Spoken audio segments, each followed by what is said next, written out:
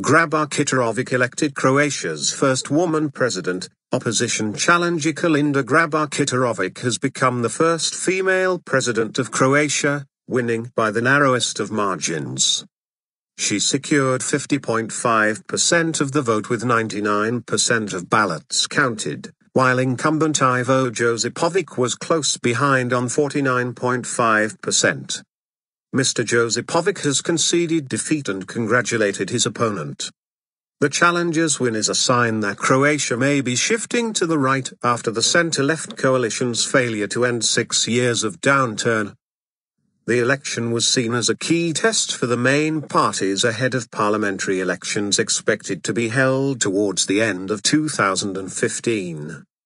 The gap between the two candidates remained at about 1 percentage point throughout much of the second round. Turnout was 58.9%, some 12% more than in the first round held 2 weeks ago, which was equally close. Ivo Josipovic speaks to supporters in Zagreb after conceding defeat in the presidential runoff, the 11th of January 2015.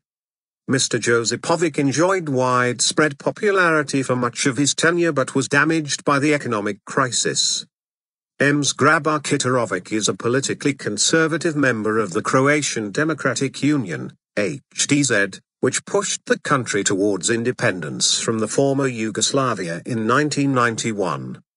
The 46-year-old is a former foreign minister and assistant to the NATO Secretary-General. "I will not let anyone tell me that Croatia will not be prosperous and wealthy," she told jubilant supporters in the capital Zagreb, calling for national unity to tackle the economic crisis. Mr. Josipovic, a 57-year-old law expert and classical composer, had been president since 2010. The BBC's Guy Delorney says Mr. Josipovic had been so popular for so long that it seemed impossible he could fail in a bid for re-election. His problem was that he was backed by the governing, centre-left coalition that has failed to pull Croatia out of a 6-year-long recession. Prime Minister Zoran Milanovic apologized for being a burden to the outgoing president. His government may also pay the price in elections later this year, our correspondent adds. Croatia, which became the newest member of the European Union when it joined in July 2013, has an unemployment rate close to 20%.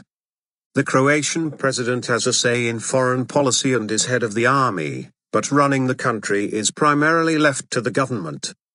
Mr. Josipovic proposed constitutional changes in a bid to solve the economic crisis, including increased powers for the president.